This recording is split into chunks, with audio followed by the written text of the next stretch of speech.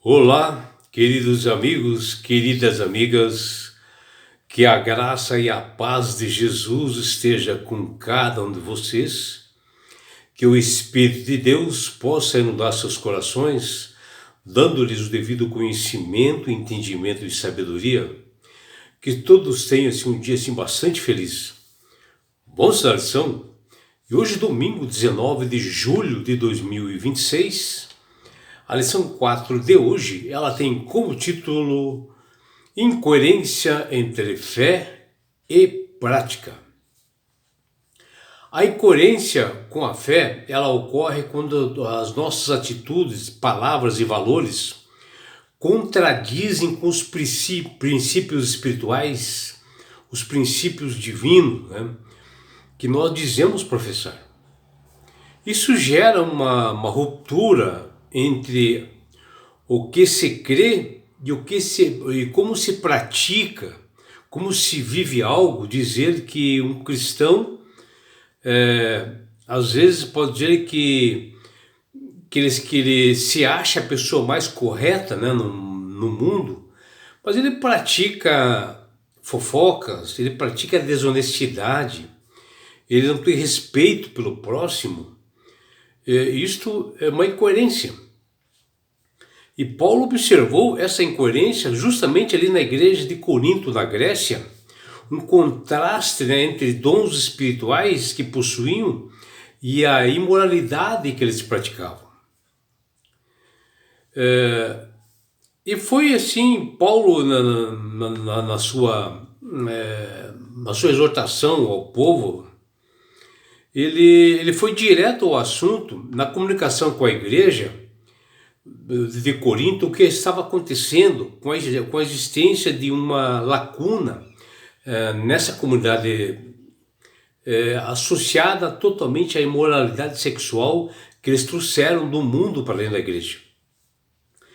E assim, ao longo da história cristã, nós temos ali teólogos, pastores e membros que ele tem estudado o Novo Testamento para entender como a igreja deve ser.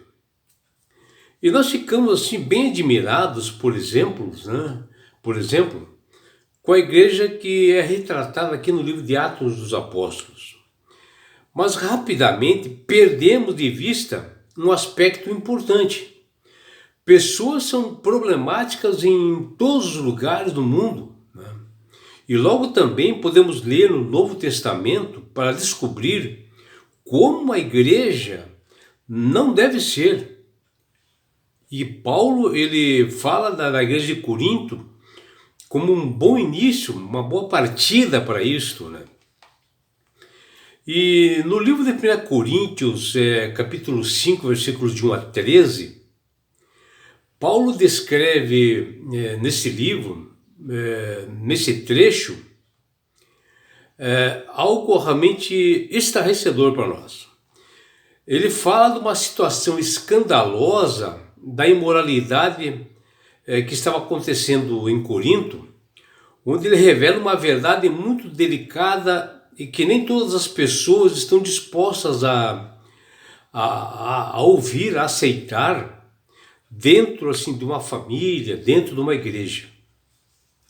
Nós vivemos hoje em uma época assim bastante permissiva, onde tudo pode, onde tudo acontece, que certas atitudes que antes causavam espanto, como no tempo de Paulo, hoje elas são consideradas pouco importância e até normais. A exortação, ela é considerada retrógrada, e uma repreensão que logo ela é subjugada quando ela é feita. E as pessoas dizem como um julgamento de alguém que deveria se preocupar apenas com a sua própria vida, quando alguém exorta, quando alguém corrige. Entretanto, a igreja de Corinto estava tomada pela desunião e atitudes erradas, pelo mundanismo entendendo a igreja de uma forma assim bastante preocupante e bastante sério, que providências deveriam ser tomadas durante aquele momento, durante o título de urgência que Paulo fez. E ele fez realmente com o coração triste isto, né? E ele denuncia o que estava acontecendo ali naquela igreja, e ele apresenta um caso extremo de imoralidade quando ele menciona que um homem estava vivendo, tendo um caso com a mulher do seu pai, né?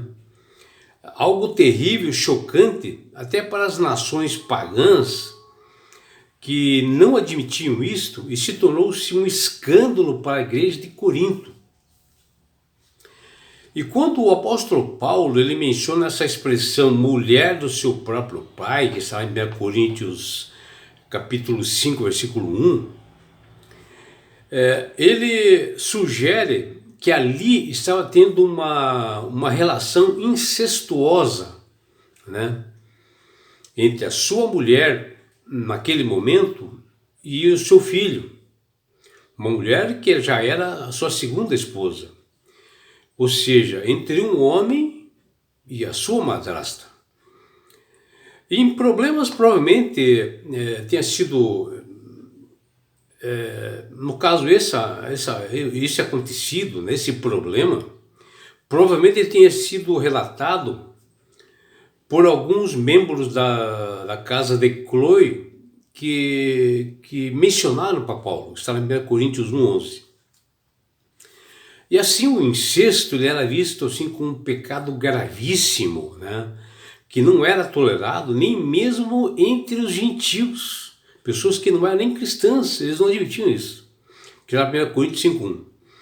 E mesmo assim isso estava ocorrendo numa igreja apostólica cristã.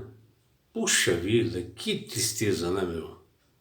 As palavras de Paulo em 1 Coríntios 5:1, versículo 1 e versículo 2, revela o espanto do apóstolo ao saber que um membro daquela igreja estava fazendo tal coisa.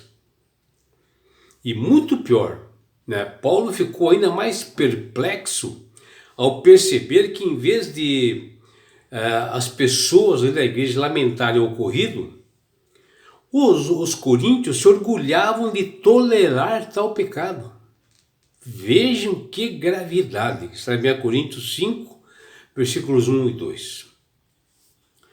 E assim o apóstolo Paulo corrige não apenas essa pessoa imoral que estava cometendo ali o incesto, mas também toda a igreja, por uma evidente incoerência entre a fé e a prática dessa conivência com esse pecado dentro da igreja. Para ele, a postura complacente, né, da igreja, se ocultando do que eles estão vendo, diante de um homem incestuoso, pecador, mau, demandava uma correção naquele momento, a primeira coisa que aconteceu, ser corrigido, né? Agora, orgulhar-se de um escândalo sexual e até se vangloriarem ali dentro da igreja disso, que coisa horrível, né? Está em 1 Coríntios 5, versículo 2 e 6. Isto era algo grande demais para Paulo, era demasiadamente grande para Paulo. O que havia de errado com aquela comunidade, aquela igreja cristã, o que estava acontecendo? Não sabemos porque a igreja de Corinto ela foi tão tolerante com esse pecado, né? Talvez porque esse homem que praticou isto, ele era uma pessoa importante dentro da igreja, talvez um ancião, um membro rico, né, a quem a igreja se beneficiava dos seus valores. Ou quem sabe, por acreditar que todas as coisas eram lícitas, né, que Paulo fala em 1 Coríntios 6,12. Eles estavam achando que tudo era normal. E eles julgaram o caso, e eles não julgaram o caso como deveriam. A igreja deveria tomar uma posição, e não tomou. E Paulo teve que realmente fazer uma exortação dura, firme. E Jesus, ao referir-se à igreja de hoje, né, do dia de hoje, dos últimos dias, que antecede a segunda vinda de Jesus, que se aproxima, ele não economizou palavras ao chamar laodiceanos de infeliz, sim miserável, pobre, cego e nu, que Jesus fala em Apocalipse 3,17. Contudo, a sua severa repreensão foi seguida de um conselho e de palavras de orientação e de amor de um pai que repreende a quem ele ama e que não desiste em nenhum momento dos seus filhos, porque ele deseja a salvação de todos, independente do pecado a que tenham cometido. Desde que se arrependam, Jesus aceita de volta. E assim, de igual forma, o apóstolo Paulo procurava ser um pai espiritual naquele momento para a igreja de Corinto, e bem sabia o que ele estava fazendo era um dever dele de exortar, de alertar, de orientar como uma pessoa que fundou aquela igreja. Paulo não disse que os cristãos deveriam cortar as amizades e relações com os de fora da igreja, pois nós temos um evangelho todo a proclamar, falar a verdade do mundo, proclamar da necessidade da observância dos estatutos e mandamentos de Deus, principalmente o quarto mandamento. O que nós devemos, sim, é ter cautela quanto àquele que está dizendo assim, ó, eu sou irmão da igreja, que está em 1 Coríntios 5,11. Mas, infelizmente, essa pessoa que diz ser um irmão da igreja, mas apresenta um comportamento imoral, impuro, não confiável, e o que tem vícios, né, cheio de vícios, um costume de falar da vida alheia, fofoquear, falar dos outros irmãos, falar de inverdades e eles estando em pecado. Desde a entrada do pecado no mundo, uma série de relatos que nós vemos nas Sagradas Escrituras aponta para a dura realidade de que os piores inimigos podem estar bem perto de você, dentro da igreja, na família, aqueles incoerentes na fé. É só observarmos o que menciona a Bíblia. Quem matou Abel? O seu irmão Caim. Ismael e Isaac, que eram irmãos, né, e líderes de povos, sempre foram inimigos.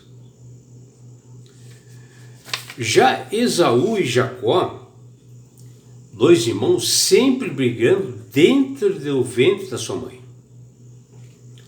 Quem vendeu José como escravo para os ismaelitas? Seus próprios irmãos. Quem perseguiu Davi a fim de matá-lo? Saul, aquele que dizia amá-lo, e também o seu próprio filho, e o próprio filho Davi também tentou matá-lo. O apóstolo Paulo, nesse capítulo 1, de Coríntios, na carta de 1 Coríntios, capítulo 5, ele não nos convida a criarmos suspeitos ruins ou marcar as pessoas, né, a respeito de nossos irmãos e ficar desconfiado de todo mundo, todos. Não, absolutamente não. Porém, nos orienta a dar ouvidos ao que a voz do Espírito Santo fala para nós quando nós ficarmos evidentes de algo errado que está acontecendo na igreja ou na nossa vida. Que nós temos que ouvir do Espírito Santo e corrigir. Principalmente quando o fermento da maldade e da malícia, que Paulo fala em 1 Coríntios capítulo 5, versículo 8, que ele menciona isso, quando esse fermento está atuando na nossa família, na igreja, nós temos que cortar essas atitudes na raiz, para que realmente não contamine toda a igreja e que todos nós sejamos realmente levados realmente para o mal. Que você, meu amigo, minha amiga, possa refletir no que nós conversamos aqui hoje, né? Dessa incoerência entre fé e prática, né? Onde nós temos que ser pessoas perseverantes, pessoas reverentes a Deus, observantes dos estatutos que Deus e mandamentos Deus manda para nós. Que você tenha um belo dia, ao lado do Criador do Universo. É o que deseja seu amigo João Carlos Amorim.